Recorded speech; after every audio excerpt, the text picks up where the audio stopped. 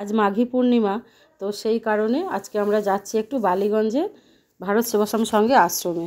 তা সুইটি আর আমি সকালবেলা একদম রেডি হয়ে নিয়েছি। আর প্রতি বছরই কিন্তু এই মাঘী পূর্ণিমার দিন আমরা এই আশ্রমে যাওয়ার চেষ্টা করি। সুইটি অনেক ছোট, তখন ওকে কোলে করে নিয়ে যেতাম, এখনও বড় হয়ে গেছে। তো এই মাঘী পূর্ণিমার দিন আমরা কিন্তু যাই।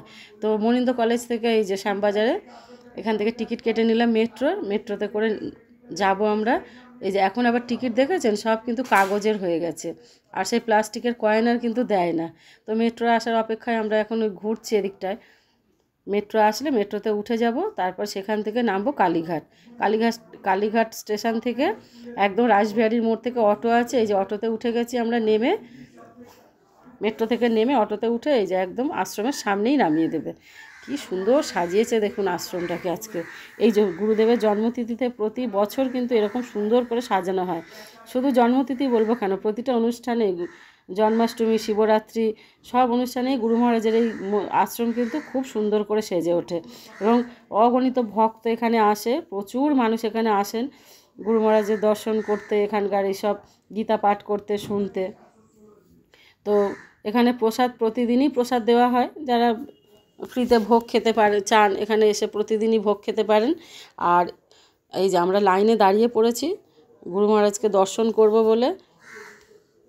তো গুরুদেবের মন্দিরটা হচ্ছে ওপরে, আর আমরা এই যে নিচেই দাঁড়িয়ে আছি। এখন আমাদের মোটামুটি 1 ঘন্টাখানেক লাগবে ঠাকুর দর্শন করতে। তো এই যে ভেতরে একটা বিক্রয় কেন্দ্র ওনাদেরই রয়েছে, জিনিসপত্র ঠাকুরেরই সব জিনিসপত্র বিক্রি হয়।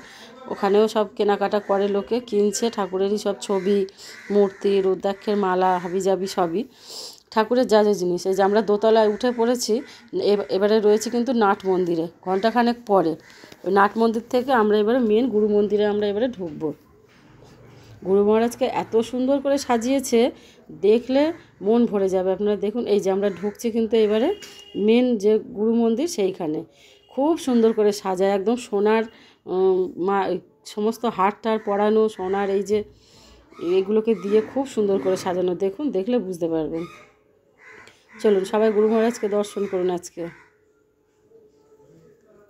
সবাই পুজো দিচ্ছেন এখানে, মালা ফুল যে যার যা সামর্থ্য নিয়ে আসছেন। তো মহারাজরা এখানে তার নিয়ে পরিয়েও দিচ্ছেন, সেগুলো আবার দিয়ে দিচ্ছেন। তো আমাদের কিন্তু গুরুদেব দর্শন হয়ে গেছে। এবার একটু চারপাশটা দেখায়, কি সুন্দর দেখুন সাজিয়েছে আশ্রমটাকে আজকে ওরা, খুব সুন্দর করে সাজিয়েছে। নিচটায় বজরংবলীর মন্দির একটা আছে, একদম গেটের মুখে ঢুকতেই প্রচুর মানুষ ভোগ খাচ্ছেন। চলুন আমরাও যাই, এবার একটুখানি ভোগ খেতে যাব। তো তার আগে এই যে সোনার যে গুরু মহারাজের যে মূর্তিটা এখানে রয়েছে সেটা একটু দর্শন করে আসি।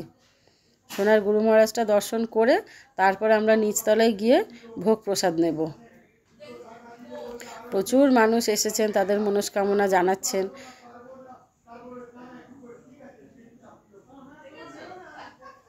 তো চলুন সবাই মিলে আমরা ভোগ খাই।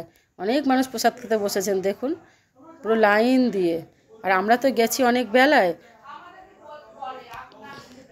আজকে আমরা তাহলে ভিডিওটা এখানেই শেষ করি।